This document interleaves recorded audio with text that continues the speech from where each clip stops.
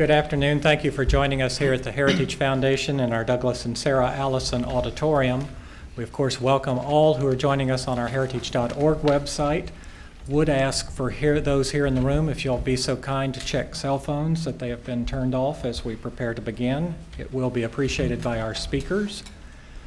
Our internet viewers are, of course, always welcome to send questions or comments, simply emailing us at speaker@heritage.org, and we will post the program within 24 hours on our website for everyone's future reference. Hosting our discussion this afternoon is Walter Lohman, Director of our Asian Studies Center. Prior to joining Heritage, he served as Senior Vice President and Executive Director of the U.S. ASEAN Business Council for 4 years. Previous to that, he was the Council's Senior Country Director representing American interest in Indonesia and Singapore. He has also served as a Senior Professional Republican Staff for Ranking Member of the Senate Foreign Relations Committee, as well as a policy aide on trade, defense, and foreign policy issues for Senator John McCain. Please join me in welcoming Walter Lohman. Walter? Thanks, John.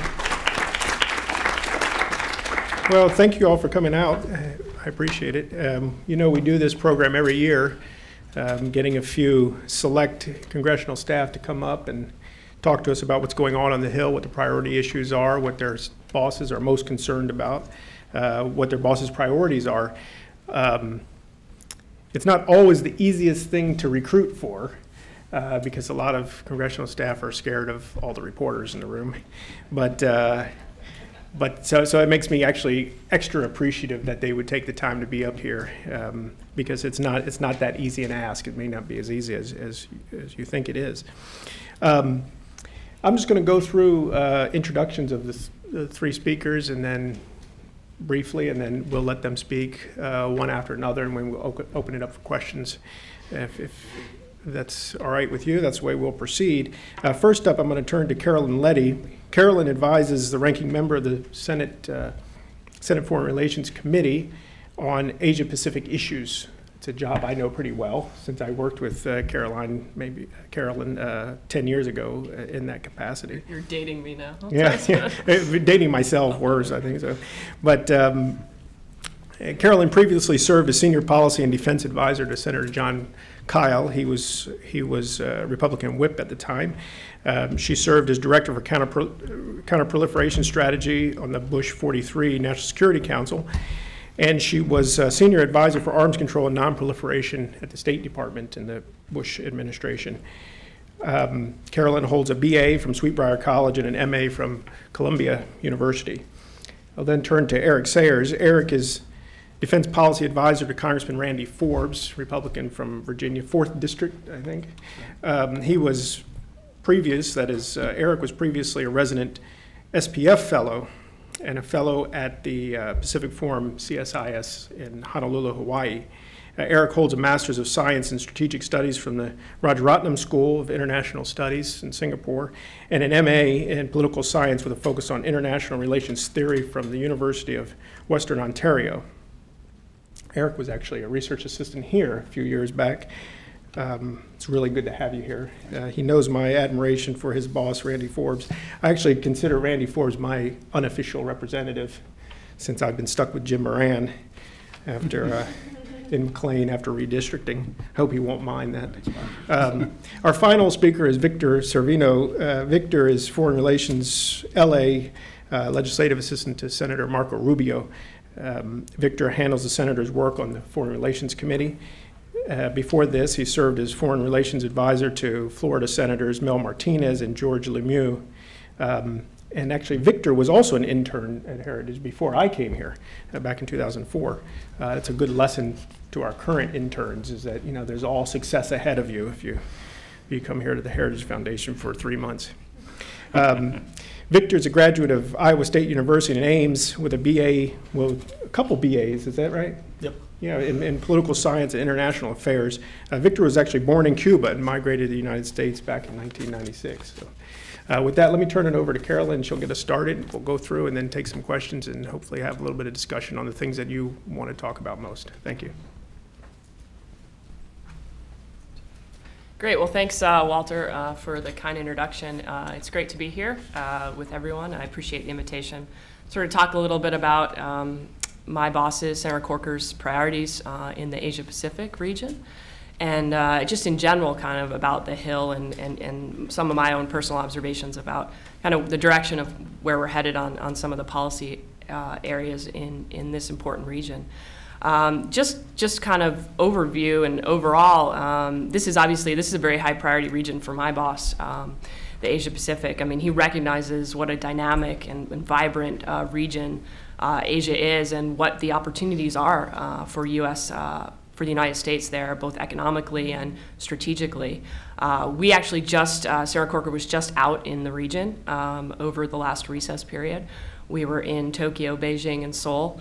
And so I think that sort of is definitely a reflection of kind of the high regard he holds the region. That's one of his first trips abroad in the new Congress as the ranking member, was out to the Asia Pacific. I think, sort of the two sort of key issues that as a committee, the Foreign Relations Committee, will be focusing on at the top level. One, of course, is the Asia Pacific, kind of the administration's rebalance or pivot strategy. What we're very interested in is really ensuring that kind of the administration's strategy and sort of the budget priorities are appropriately lined up. I mean, there's been quite a bit of rhetoric from the administration about the rebalance and the pivot, but we're sort of concerned about that there aren't a lot of tangibles behind it. And so something that I'm working with at the staff level with my counterparts on the majority staff are seeing how we can really institutionalize the rebalance, so that it's not just the Obama administration's rebalance or pivot, that it becomes something that successive political administrations are really engaged in. And one of the key areas that in particular is very important to Senator Corker is the economic aspects of the rebalance. I just said, we were out in the region, we were in Japan. Senator Corker came out with a very positive statement supporting Japan's push to enter the TPP negotiations. And I think that, we're very excited about the prospect. I mean, there are obviously tough issues to work out, and there are, concerns, but overall, we see this as a win-win. And I think most importantly on TPP, for my boss in particular, it is an economic and trade initiative, but it's much more than that. It's a strategic imperative, I think, for the United States that we see it's successful and that Japan's at the table as well.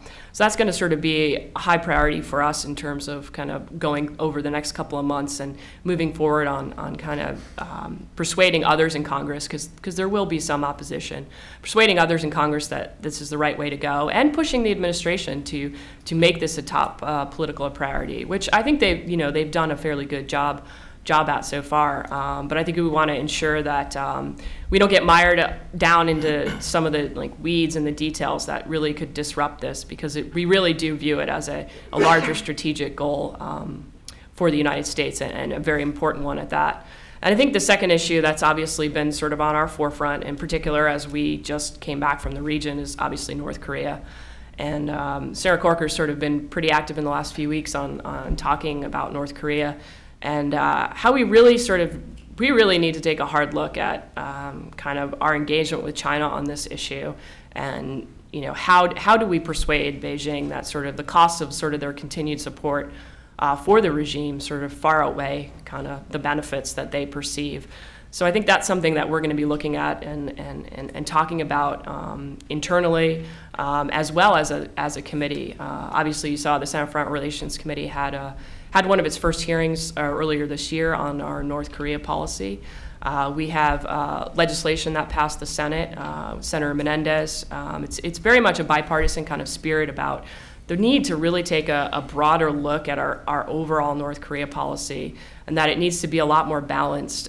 Whereas the nuclear and proliferation issues are very important, we also need to focus on the human rights issues and really sort of come up with a more comprehensive strategy for sort of going after the issue.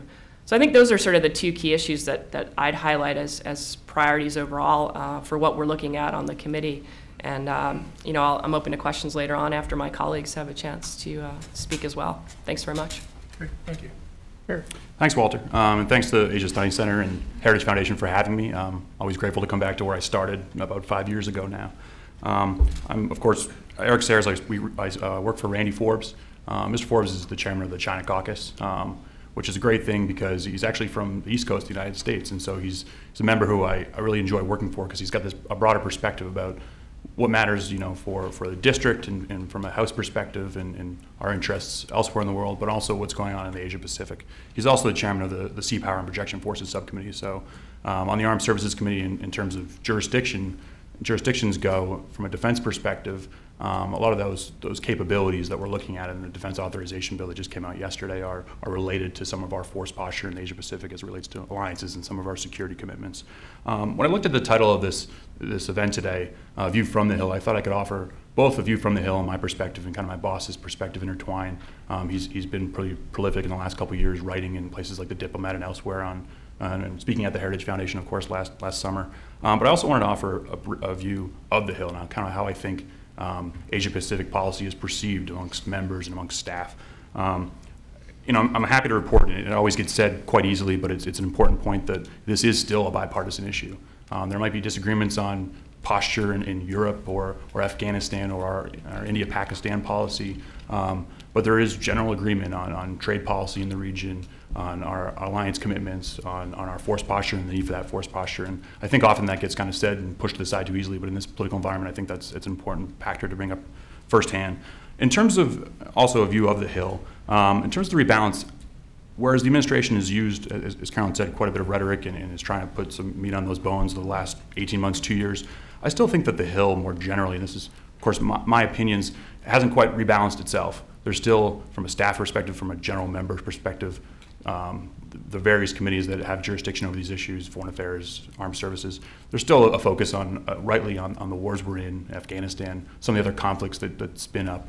I think and I hope over the next couple of years that from a staff perspective, from a member's perspective, and of course the committees will continue to focus more on this region and kind of provide that oversight of some of the shortfalls and some of the good things that are going on in the Asia-Pacific policy. So a view from the Hill, I thought just with my boss's focus on defense issues, I could provide some value in speaking specifically to the defense side of these things. I think often, especially out in the region, it's sort of these catchphrases like 60-40 naval assets or Marines being distributed are sort of thrown around but not completely understood. I'd say more broadly to start that I agree with the general the general basis for the focus on the region, the time, energy, resources that haven't necessarily been there over the last decade. Of course, we never left the region. That's a misnomer. Refocus on its pivot, I think, refocus on the region, as has been said elsewhere in town, is probably the best way to look at that. When it comes to the defense side of this, there's been a variety of speeches, essays published over the last couple of weeks, really, and then over the last 18 months or 2 years that have tried to talk about what's new. And I think in terms of that question, what is new? The first part is that there's little resources or modernization that we weren't already planning. There's a lot of things that were in the pipeline over the last 10 years, replacing our P3s with P8s, replacing our Los Angeles class submarines with Virginia class submarines. So a lot of things that we just continued. Of course, there are some things, and Mr. Carter spoke about this at CSIS the other day, resources that were supposed to be in PACOM or could be tasked to PACOM that were elsewhere in places like CENTCOM, whether that's Army or ISR assets. So there's other opportunities for that to come back as well. But there's also, beyond those two first points, there is a concern about the more general resourcing. This number, like I mentioned earlier, 60-40 naval assets, what does that really mean?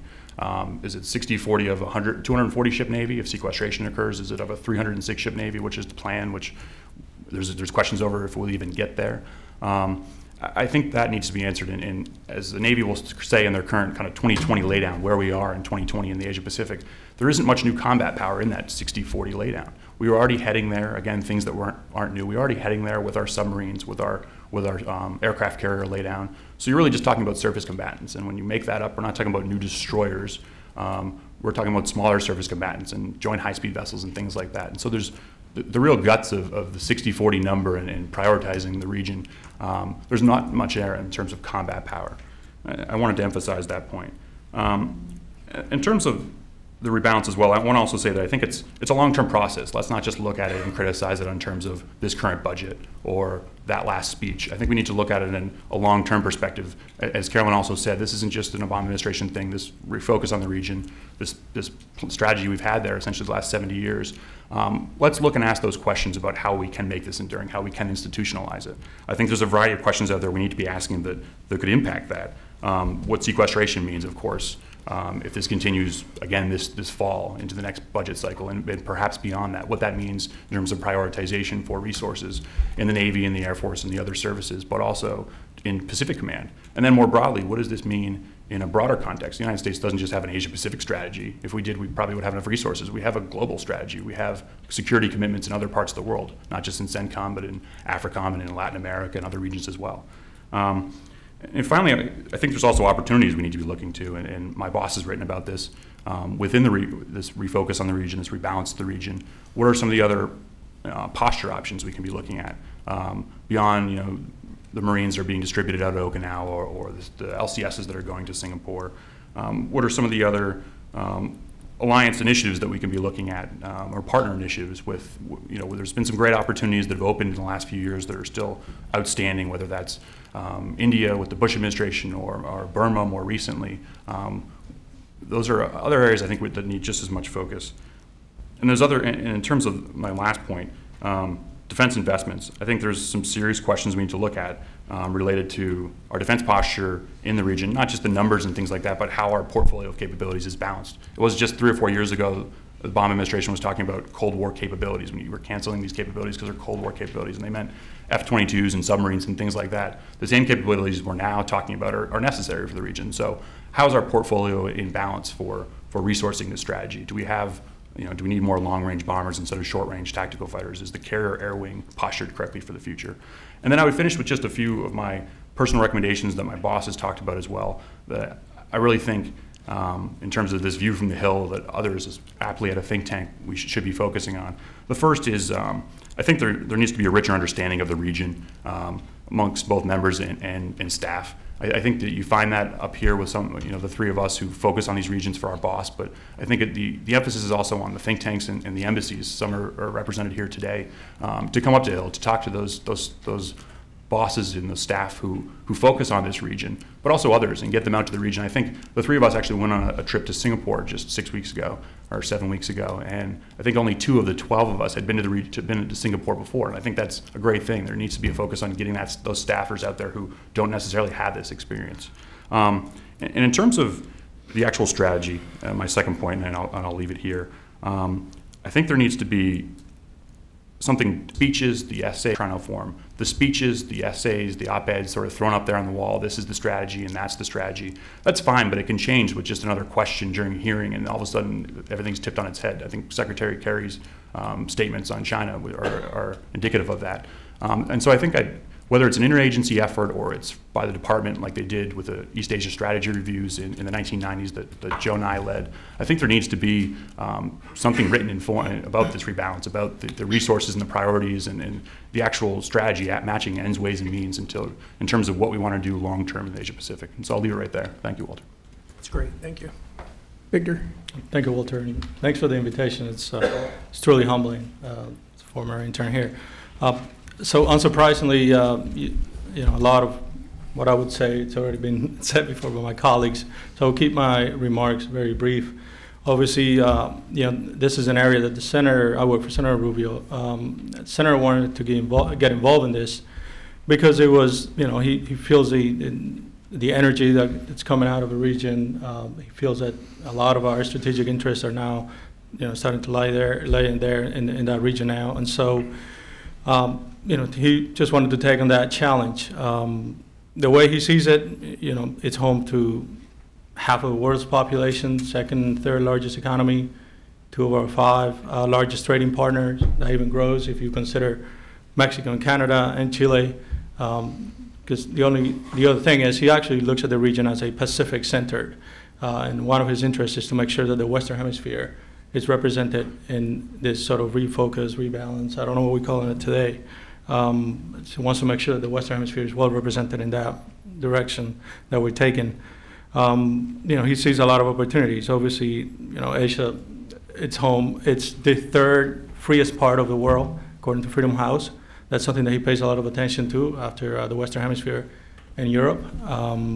It's also where 4 of the 5 freest economies in the world, according to the Index of Economic Freedom, lies. And so at the same time, he looks at the other side of the coin. It's where half of the world's not free population lives. That's in China. It is also where the least freest country in the world, both politically and economically, is located, obviously North Korea. And so, his view is that we, meaning the United States, needs to take on these challenges with boldness. We need to be bold about, what we do in the region in this area. In his view, it's unclear how the administration's rhetoric, it's actually putting meat around the bones on the whole rebalancing situation, which he thinks is dangerous. Because obviously our allies are paying attention, our foes are as well, and so that needs to be clarified. And he hopes to play a role in that. I would just say priorities for him, very briefly: strengthening and modernizing our security alliances. Find a way to include India, as some of my colleagues have said, in this new sort of security and trade and diplomatic architecture that's taking place in the region. He truly believes that the one thing that the United States can work on and sort of have a legacy, it's demonstrably advancing individual freedoms in the region. The issue of human trafficking is something that's very dear to his heart, and so he will pay a lot of attention to that. And then I would say lastly, going back to the Western Hemisphere, there is a concern, obviously in Europe there is a concern about this, but being from Florida, we hear a lot about our Western Hemisphere friends. What does it mean that we are pivoting? So he wants to make sure that this is a Pacific sort of effort. And we include our friends in the Western Hemisphere. Some of them have been organizing themselves in what's called the Alliance of the Pacific, which are democracies, free market sort of economies. And so we actually have a very good working relation with our chairman, Senator Cardin. And so we really do expect to have a very robust sort of agenda in the subcommittee. So I'll leave that. Thank you. Glad to open it up to questions. Let me say though beforehand, a lot of this I find very reassuring, and I would hope that others would as well. I mean, it's a totally Republican panel here, and it was all good words about the rebalance. I mean, no one is turning the rebalance into a political football. I think it's generally supported. It's bipartisan, as you say. And that never makes headlines. I mean, no one's going to take a headline out of here that Republicans also support American presence in Asia, but it's absolutely the truth. And because it's not a headline-grabbing sort of thing, it never gets reported. I think a lot of people just assume that, given the political polarization in town, that Republicans must be opposed to all that the president is doing, or that this is the difficult thing, is that or that the Secretary of State was doing. So right. That's where I'm most concerned. I'm not concerned about where Congress is on this, because all the relevant members and staff are in the right place on Asia. But I was also concerned by Secretary Kerry's confirmation hearing and what he had to say about the rebalance and his actions since that have not done anything to reassure on that. Haven't really exacerbated it, but some things about his travel schedule and his focus does seem to make you wonder whether the rebalance was Secretary Clinton's initiative, her priority, and not really the president's priority. Because if it were the president's priority, it would be Secretary Kerry's priority immediately. And I hope that's something that he'll use this trip to Asia. He starts this weekend, I think, right? Mm-hmm. I hope he would use it to make clear that the policy has not changed, that he's picking up where Secretary Clinton left off. And I think that would be encouraging from just a general presidential leadership perspective as well, because it means that every new cabinet member that comes in doesn't change our policy, whether it's to Asia or Europe or Latin America or anywhere else.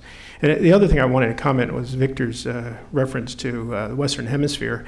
To my mind, that's what makes APEC so important. You know, it anchors the United States economically in the region in sort of an architecture sense, but it also broadens the discussion beyond just that immediate neighborhood, and it does bring in the Western Hemisphere. And I think that, you know, that was the design of it. It was made that way on purpose to anchor the U.S. there, but anchor it into a broader context that can't be upset by regional dynamics. So I think that's a very important point. With that, let me open it up to questions from the audience. Yes, sir. Yes, Dave Fitzgerald, retired Foreign Service. I have a general question. Thanks to you for all your comments. I was just focusing on the TPP. There's been a lot of discussion last year or 18 months about getting it done in 2012, getting it done by the end of 2013. We seem to have now more movement with Japan joining into the talks, and presumably that will go forward this fall sometime. What is the sense on the Hill, at least to the extent that you have really gotten into some of this? I know there's other committees that are involved, about when this might all come together and how much the lack of a trade promotion authority for the administration might delay it even further. It seems like we're at a point where, you know, with Japan in that it can't, it's too big to fail now, so it's, we might see more a delaying of the whole thing. Yeah, I mean, I think there obviously is a general concern on the Hill that, you know, Japan's entry will slow things down. I mean, I think a lot of people share that view. On the other hand, I think, you know, many folks in Congress and the administration as well, I mean, you know, they've made this commitment. I mean, I think officially I'm supposed to say, yeah, we're going to get it done by the end of 2013, but I think there's a lot of voices that are skeptical that that's really going to happen. But, you know, I mean, we're supportive in Congress of pushing the envelope and trying to meet, you know, trying to sort of do whatever we can to assist the administration in meeting that goal. Because, I mean, you know, the sooner the better. From my personal perspective, but yeah, it's going to be a hard slog to actually get it done by the end of 2013.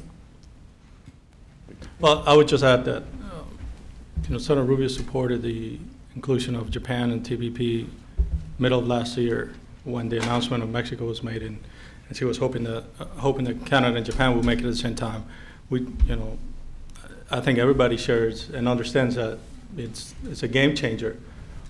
Some folks, you know, see it as a game changer in the negative because there are some realities there that need to be addressed, and hope, you know, and I think we're moving into those territories now as the negotiations move forward.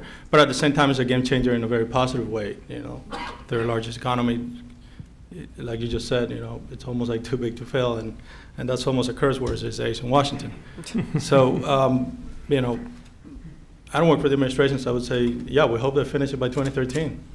I haven't heard any sort of concerns about whether, you know, promotion authority is needed or not. I think that the bottom line, obviously, you know, we also, my boss doesn't serve in the Finance Committee, so, you know, something to keep in mind here is sometimes where you sit, you know, it's where you stand on these issues. You know, obviously, as far as Senator Rubio goes, Foreign Relations Committee and all that stuff, you know, the geopolitical importance of having Japan part of that treaty is something that, you know, sort of outweighs a lot of concerns. But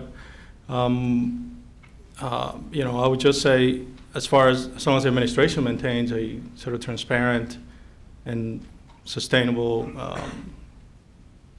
conversation with the Hill on how negotiations go forward, you know. Other treaties have been negotiated, not this big without TPA, but it's not unsurmountable. So that's all I would say. Yeah, I would look to TPA as a barometer more than anything. I mean, it's not going to be done until there's an agreement on the horizon. And the fact that it's not done, I think, is some indication of where they might be in negotiations. It's just my sense of things. Right here.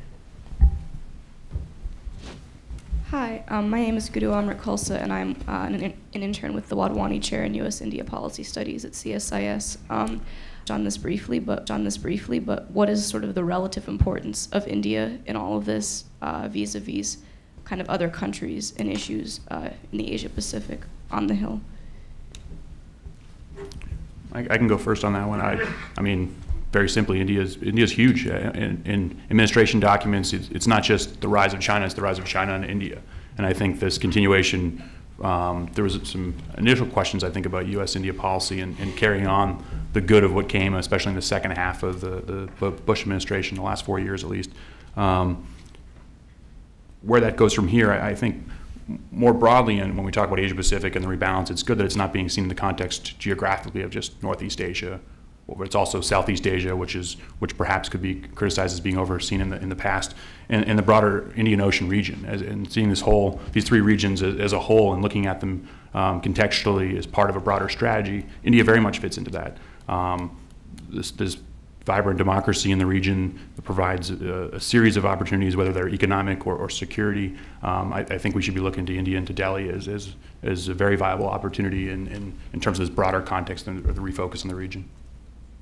I mean, I think I generally agree with Eric, and this is just personal, not my boss. But I'd say that India has been to a certain extent missing from the pivot and the rebalance, and there hasn't been as much talk. And I think some of that stems from, I think there's a little disappointment, frankly, among folks that, what went on in the sort of latter part of the Bush administration in terms of, making these openings, the civil new cooperation, that Indians haven't delivered on sort of those kind of obligations or those kind of commitments. And so I think folks are a little skeptical and kind of waiting to see, how Delhi is gonna proceed on some of these things. But India certainly should be part of the conversation about sort of the rebalance and the pivot. And it's interesting that it's not been as much a part of the conversation. I think that sort of does reflect some of the sort of skepticism and disappointment about sort of where Delhi has gone over the last couple of years. Yeah, a friend of mine put it this way, a diplomat, a Southeast Asian diplomat. I asked him what about India's role, and he said, well, answer me this. Was Manmohan Singh at the EAS? And I said, I don't know. And he said, exactly. So, I mean, that's kind of, India is required to do something in all of this, too. It's not just a passive consumer of strategic goods in a way. It's going to have to step up as well, and I'm not sure that that's quite sunk in New Delhi. I'm Emma Chandler, Avery Congressional Research Service. You touched on this, but I wonder if you could talk a little bit more about where you think human rights is going to play in priorities with Asia and which countries you might focus on. Essentially, what memos will you be asking me to write in the next Why don't you start, Victor? Victor, yeah.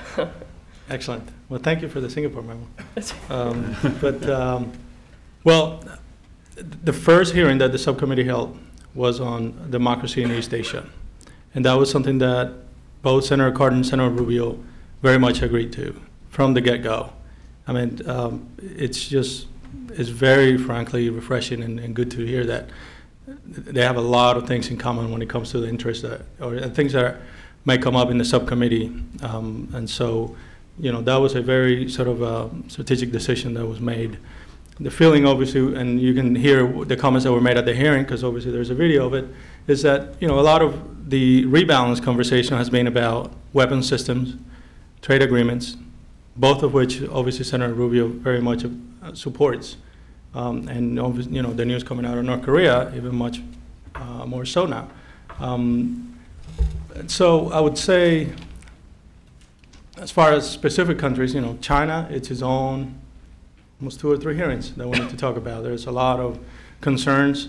I think as general sort of appreciation for the way that the country has come out of the economic doldrums that the Mao era left, but increasingly they're finding themselves coming under pressure from sort of political sort of resurgence among the population. It's not reported in the New York Times and the Washington Post. Love the Post, though. But it is there, and all you need to see is look at the Congressional Executive Commission on China, and the increase in what they call mass incidents. We would call here protests. It's just skyrocketing. Tibet, it's a very serious issue. It's something that needs to be addressed, and there's interest in both, senators to address this hopefully as soon as possible. Immolations continue. Who's doing something about it? It needs to be said. It needs to be addressed at the committee. Vietnam is an issue that is very much in Senator Rubio's mind. We just communicated with the Vietnamese ambassador to Washington ahead of the human rights dialogue that is supposed to take place tomorrow, I believe, or very soon thereafter, urging them to make some very serious progress on this area. There was general sort of support here for some of the, but now to about 2 years ago, but now there's a very sort of general, I would say, consensus among the folks that I've talked to, some of them including the administration, that there hasn't been any sort of progress in Vietnam when it comes to human rights in the last 2 years. In fact, there's been some backsliding.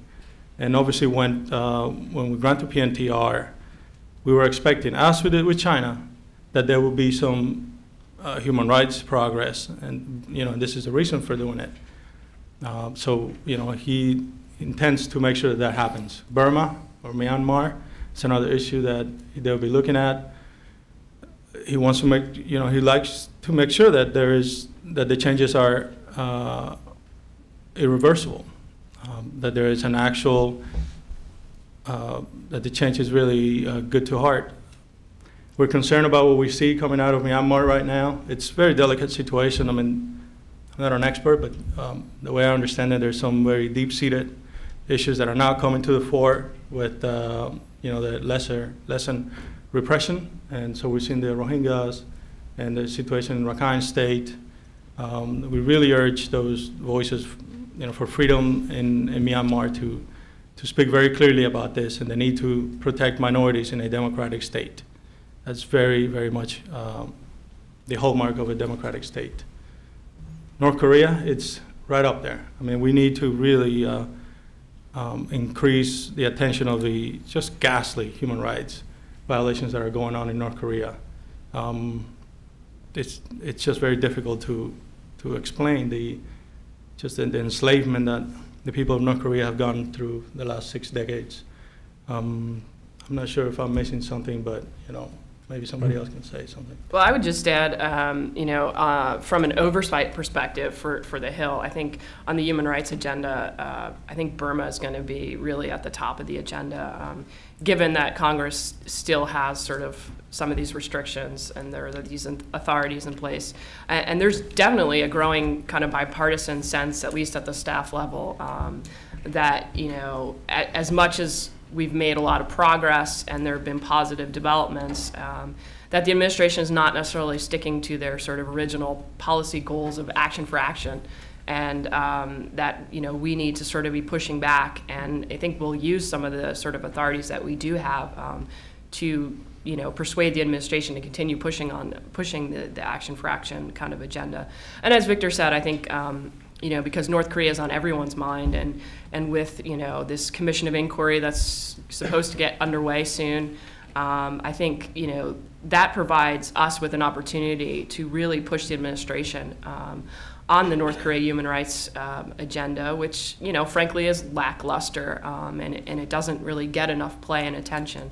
And that's sort of, I think, a part of what we want to do in looking at sort of our overall comprehensive approach to North Korea, is that the human rights discussion, I mean, we know how much it sort of gets under the skin of the regime when we talk about these things, that we need to sort of be making that a larger part of kind of whatever engagement happens with the North Koreans, and as well as with China. I think that's sort of one of the key areas where we don't engage in enough dialogue and discussion with Beijing about kind of the North Korea situation, the human rights situation, and we need to be having more of these frank and honest discussions on it. If I could, Walter, I would echo what my colleague said.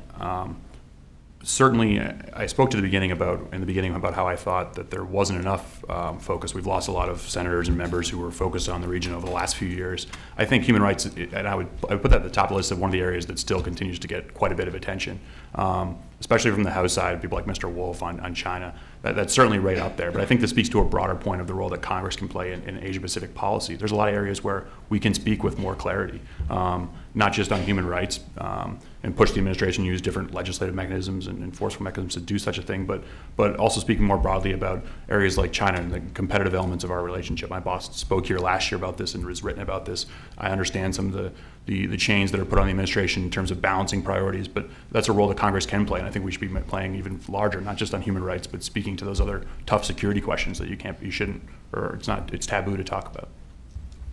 Can I ask you all to comment on Taiwan? Where is Taiwan on the radar screen? No one's mentioned it. Yeah, and that's telling. I would say, if I may, I think partly that's a reflection of the last 4 or 5 years and the Strait crisis, and it is not a crisis right now. It certainly is the current government.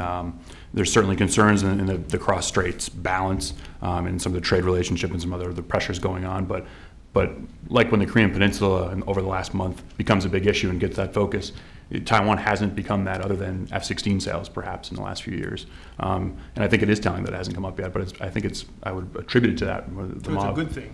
It's a good thing, that it's not, but it's not a great thing. It's a good thing, of course, because there's a government right now in Taipei, and then there's a much more stable relationship, I think, with Washington and with Beijing. But that's not necessarily a good thing, because I think there's some shortfalls going on in terms of arms sales, for instance, and that doesn't get quite of attention. There's certainly member and Senate offices back here that'll push those for a variety of reasons, but I think that when it was an issue, you probably saw more strength coming from the Hill and a broader set of members who were willing to speak publicly to F-16s or to the broader defense agenda. Yeah, I think the Taiwan not being kind of part of the discussion here. I mean, I think it goes back to Eric's earlier point about a lot of changeover on the Hill. There aren't a lot of members and staff, frankly, that are educated on the Taiwan issues and the relationship with China, and I think it's a lot of the sort of old guard senators and members who really followed this closely on the arms sales issues. A lot of them are gone now, and you have a new generation of folks that just haven't grown up or been sensitized to the issue. And so I think that's one of sort of the key things, is why it's not sort of a bigger talking point for folks on the Hill these days. They're just not sensitized or educated enough about it. Mm-hmm. Yeah, I don't have any other to add. I mean, what do you think the assumption is about Taiwan that your average staffer, not people like you that are invested in this issue, but your average staffer or your average member, what's the assumption they make about Taiwan?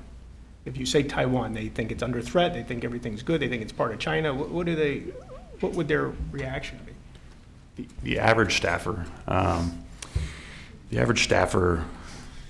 might not know where Asia is, to be frank. And I think that comes to my original point. I wouldn't go that far. No, the average foreign policy staffer certainly knows where Asia is, but they haven't come up like Carolyn said, they haven't come through the mid-90s when we had these series of crises. They haven't come through some of the tougher arms sale discussions of the last decade, where it's become more difficult to get those through in Bush administration or in the Obama administration.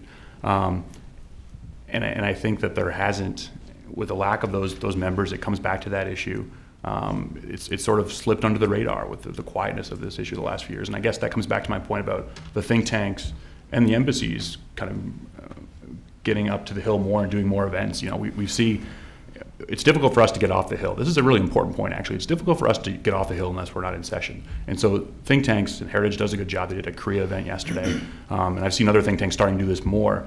They've got to come up to the Hill and do those events, and not just do the one-off meetings, but have larger discussions and have 2 or 3 people come up and have these conversations. And the majority, the balance of those have been on those hip issues that are out there right now. It's whether it's Iraq or Afghanistan or Mali or whatever the issue is. And so pushing that agenda and having those conversations, having a Taiwan event, those happen over in the think tank world, but they don't happen up on the Hill. So I think the think tanks forcing that discussion is part of the answer. right here in the center. We have a microphone.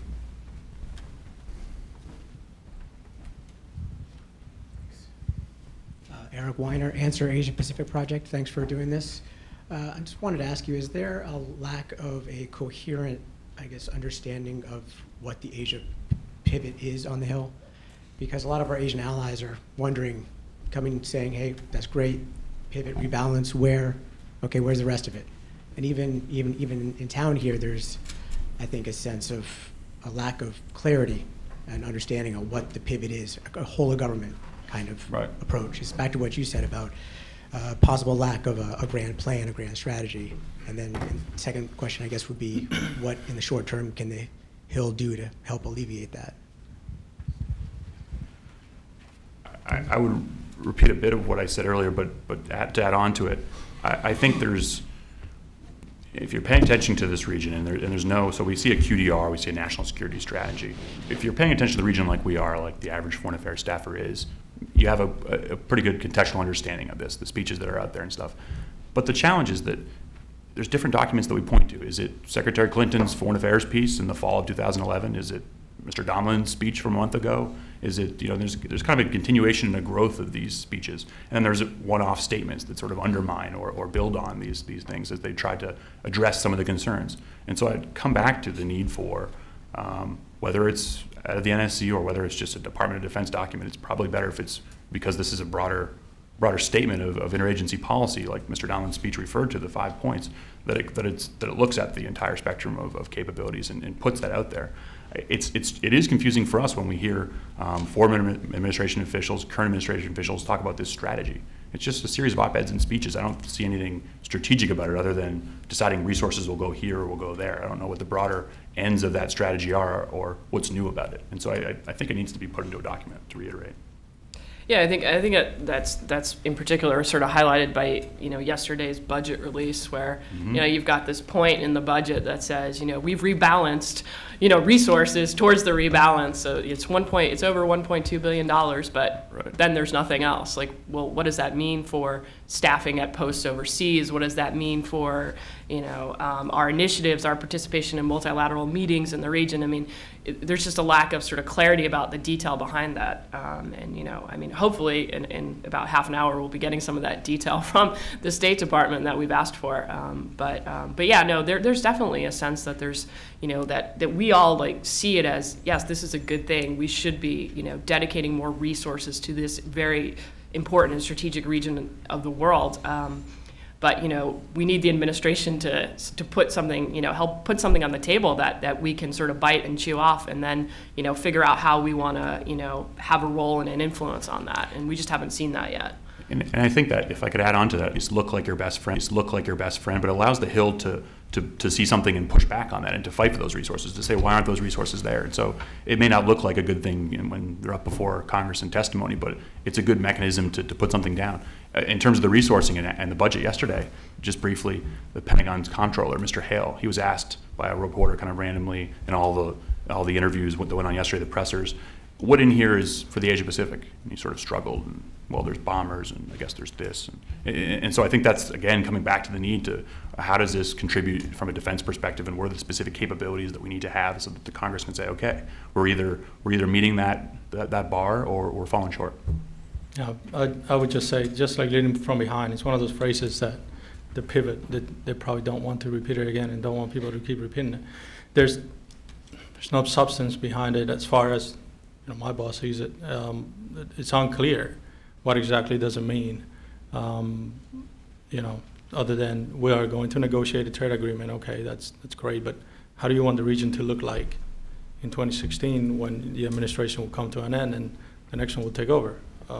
It's not been described, and so. Yeah, diplomatically, it seems to have the disadvantage that the Chinese are infusing it with substance as much as we are, and they've done a pretty good job of it. I mean, we're probably fighting to a draw right now in the terms of regional public perceptions, where they've sold it as a containment policy, and I think they've packaged that pretty well. And because we've been so lacking in substance on our side, they're putting up a pretty good fight on that. Other questions? Yeah, Mr. O'Day. Thank you, Walter. Takode from Hitachi. I think the TPP is regarded as economic systems of economic framework in Asia and Pacific area. But I just want to know that how Capitol Hill views the political strategy incorporated into the TPP. Well, I think you talked about it sort of in those terms, right, Carolyn? Yeah, I mean, I think like political strategy in terms of how the administration is working to sort of bring Congress on board to the Policy strategy, local in the region, foreign policy strategy. Especially against China. Yeah. Well, I mean, I think people recognize, the foreign policy community definitely recognizes it as a larger strategic goal for sure. But that's probably not sort of what's felt, more widely around Congress. I mean, as you know, a lot of folks in Congress look at things from an economic and jobs and constituent perspective.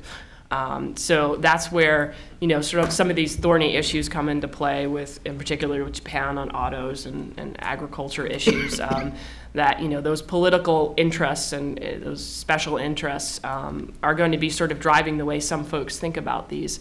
But I'd say, overall, there's definitely there's an awareness in the Senate that this is, a very strategic thing. And I think a lot of members will definitely, particularly those that have interests, are going to be sort of driven by sort of what the outcomes are for their particular interests.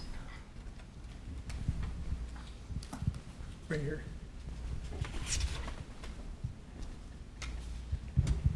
Takanandi from Sasaka Peace Foundation, USA. I have a question about Burma. It seems that the reputation of Aung San Suu Kyi seems to be declining, particularly inside of Burma. I'm curious to know, are there any changing of her reputation inside of the Hill? That's an interesting question. I don't understand. Are there any changes in the way that Aung San Suu Kyi is being perceived on the Hill, given her involvement in the political process and losing some of her luster in Burma? I don't think so. I haven't noticed that. I would say, as the Foreign Policy magazine online had a picture that was pretty interesting. It was Aung San Suu Kyi sitting next to, forgot who it was now, but I thought it was it was a military. It was a general, it looks like. Mm-hmm.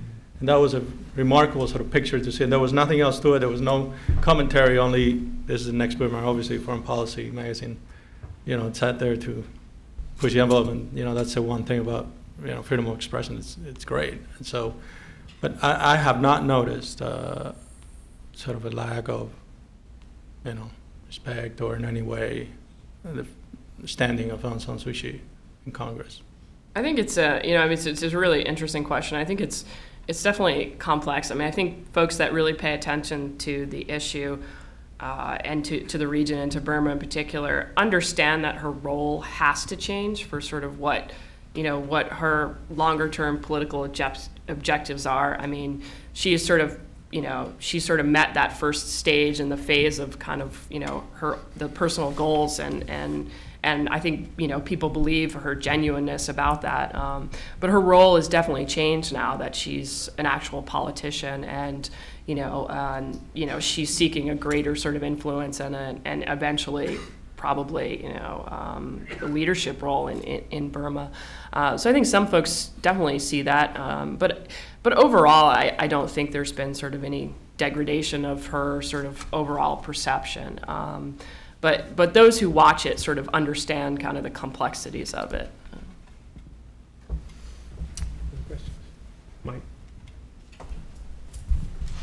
Mike Fonte, I'm the Washington liaison for the Democratic Progressive Party of Taiwan. Thanks for the very pleasant conversation. And the bipartisanship support of the rebalancing, I wanted to point out that just yesterday was announced a fisheries agreement between Japan and Taiwan. And in a rare form of bipartisanship, the party that I work for, the Democratic Progressive Party, is quite supportive of this fine agreement. I think this was a big step forward. I want to put that on the record because I think it's as rare as some of our problems here getting resolved.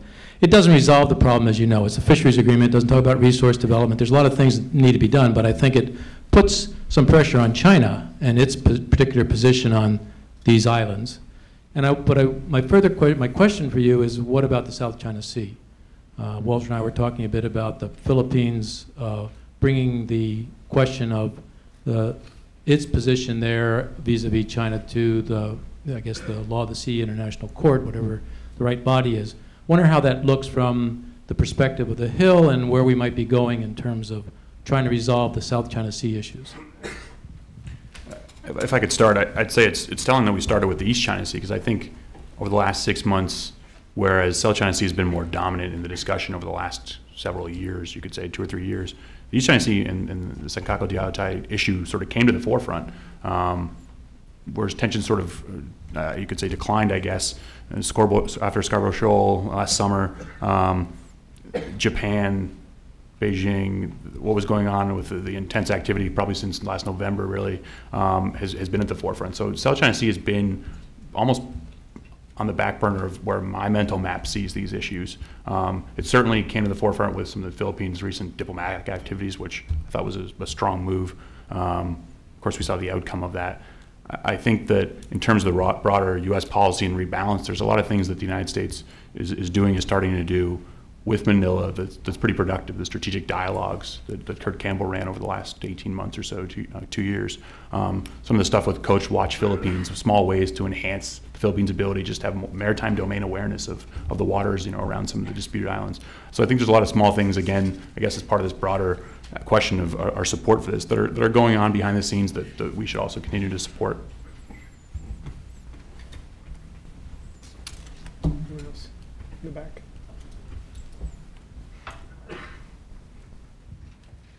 Hi, my name is Kamara Sok. I'm from Voice of America Cambodian Service.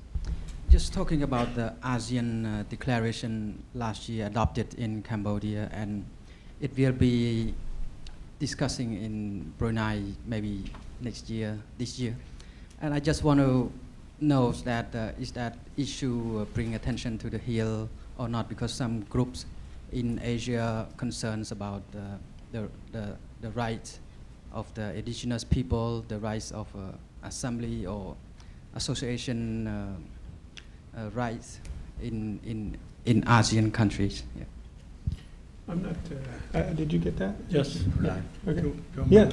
Yeah. I would say this. Thank you for that question. That issue actually came up at the East Asia Subcommittee hearing that we had on democracy. I think there was general disappointment that ASEAN couldn't get a stronger human rights charter.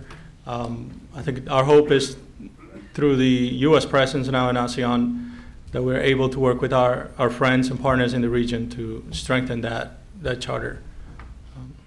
I'll leave it at that. Thanks. Good. Okay. Yeah, right here.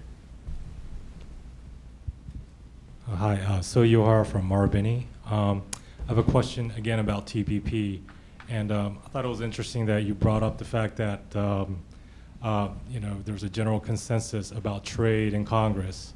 Yet at the same time, you've also mentioned that there are deep-seated competing interests within the United States on certain issues that need to be sorted out in Congress. And there's also this other thing called the 2014 elections, and wondering, with Japan coming into the negotiations and as talks, most people expecting it to be bogged down, and how would that affect the TPA discussion within Congress moving forward, and as it becomes delayed in 2014 and into the future? Thank you. Gosh, I don't know if I'm qualified to answer that. I can try to talk to it. I mean, first of all, I think it's very possible that TPP would get bogged down without Japan. It's already been bogged down. We've already seen a couple false dawns on conclusion of the negotiations. But it's a very complex dynamic, I think, because you have negotiations with Japan over entry. You have the negotiations themselves. You have the dynamic with the Hill. You have TPA. You have a whole lot of things going on. And I think, you know, and so you have to filter those things out. Like, I don't know that a lot of the delay right now, or talk about delay, I don't know that that's not just a way to pressure the Japanese, or the concern about Japan slowing things down. It may be a way for USTR to try to make Japan move faster, you know, that you're going to miss it or something, you know. So there's so many games going on, it's hard to know. So I just look at I try to look at the big picture things like the TPA as a, you know, once TPA gets on the radar screen, I think that will be a sign that things are really going to move forward. You know, and I think you also have to keep in mind that once they move forward with TPA, that's some indication that they think they have votes. And then once they get the TPP done itself, they're not going to submit it for consideration unless they think they can get the votes. And you have to look at the track record. Election year or no election year, every FTA has passed. There's never been an FTA that fails. So we go through the same kind of doubts and hand-wringing and debate over whether America still supports free trade, et cetera. But every time the agreement passes in the end, it takes a lot of work. We're all going to have to get behind it. And I say we because, you know, Heritage is going to support whatever free trade agreement comes up. If it is indeed free trade and it's not some sort of managed trade, we regress back into a different kind of system. But we hope to support it. But I think in the end, it's going to get done. It's just a matter of time. It's very hard to look at all the different moving pieces and tell exactly where you are at any given time. Yeah, I think just to add, I mean, it's really going to be incumbent upon the administration to do the legwork on Capitol Hill to actually sort of get this across the goal line, you know, whenever that may be. You know, I mean, I think there was some disappointment last year that the administration wasn't pushing hard enough on Russia PNTR, that they were sort of just kind of blasé about it. So the administration is really going to have to sort of expend political capital on the Hill, particularly among their own constituencies, I think. Yeah, I mean, generally there is no problem with Republicans in free trade. You know, I mean, you always see this tendency in the media to you know, treat it as even-handed, as there's protectionists in both camps. Yeah, there are protectionists in both camps, but I mean, the Republican Party is still the party of free trade when you compare the two, and you actually look at the vote numbers. And it's not just a perception. I mean, you can look at the numbers, and they'll tell you which party is supporting free trade. So I agree. You have to. President Obama's biggest challenge is his own party in the House.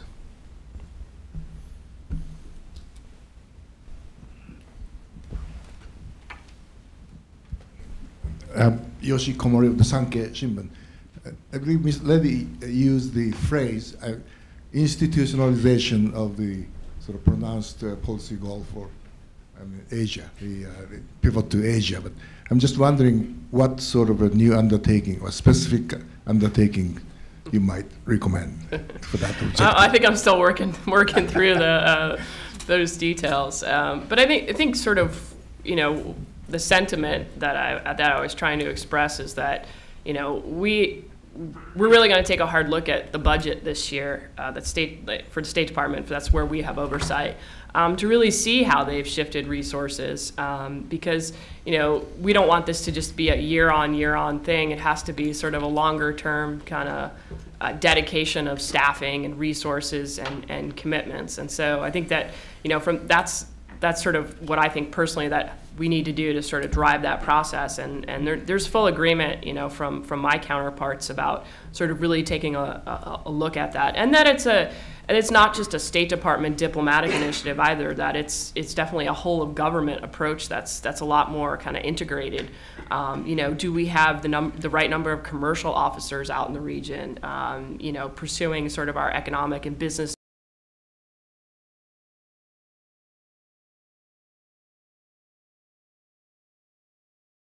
interests out in the region. You know, do we have the right sort of security and military assets and capabilities that Eric was talking about earlier? That, you know, we need to be looking at all these things and making sure it's sort of integrated and coordinated. You know, I mean, I don't think we'd be advocating for, you know, some kind of new entity or, you know, but, you know, maybe we need to look at where there could be more central coordination, perhaps, and is the State Department the right place to sort of coordinate an overall effort, or is that better served at the White House at the NSC level? So, I mean, these are some of the things we're just sort of starting to talk and think about. But you know, the whole idea is to make sure that this is sort of not, again, this isn't just Secretary Clinton's initiative. That this is something that no matter what administration is in place, that they're dedicating the right resources, the appropriate resources to this region where, as Victor said earlier, I mean, this is sort of, you know, half the world's population. I mean, this is where all the new economic opportunities lie for the United States, and it would just be absolutely sort of a shame for this not to have continuity, because it's where all the opportunities are. And if I could add to that, it's certainly about the resources. We you know, Caroline and I, we've spoke to kind of the defense side, the State Department side, and elsewhere as well. But if it's really going to be institutionalized, it comes back to the people, the bureaucracy, and the leadership. You know, when this was first sort of announced 2 years ago, you know, you had Secretary Clinton and Assistant Secretary Kurt Campbell, and you had Secretary Panetta, and you had Assistant Secretary Mark Lippert coming in. You know, 3 of those people are gone now, and there's serious questions, I think, that Walter raised earlier about Secretary Kerry and his. I mean, he was in the Middle East, I think, for a week and a half, it seemed like, just a few weeks ago, and he's going to get out to Asia finally, but just a day at each of these stops in Tokyo, where there's major concerns right now with Senkaku, and in Korea, obviously, where we all know what's going on. And so seeing that, and the Defense Department decide as well, I know that Mr. Carter's kind of taking the lead on this, Ash Carter and Mr. Lippert, but making sure on the people side of that you continue to have the folks that can drive that interagency focus, that are traveling out to the region, that are making that priority. Because if it's not a priority from the White House on down, even if the resources are there, it's not going to get done. Yeah, I'm really glad to see. I'm really glad to hear Carolyn focus on the resources, because you know we always talk about the diplomatic side of this as if there is no way to measure it, and then the only way we have is the Secretary's travel schedule. You know, which is a way to, you know, get some sense of it, but the thing is, personnel and bricks and mortar are long-term commitments. You know, if you build new consular posts or you put new people out in the region, putting people in a place is a long-term commitment. You know, any resource manager in any company would tell you that. You know, so there are ways to manage it, and it's something to keep an eye on. It might be a little bit better indication than only, you know, confirmation hearings and travel schedules. But why don't we leave it there, guys? I really appreciate you coming out. Thank you very much. It was, I think it was quite insightful and constructive conversation. Thank you. Great, thanks.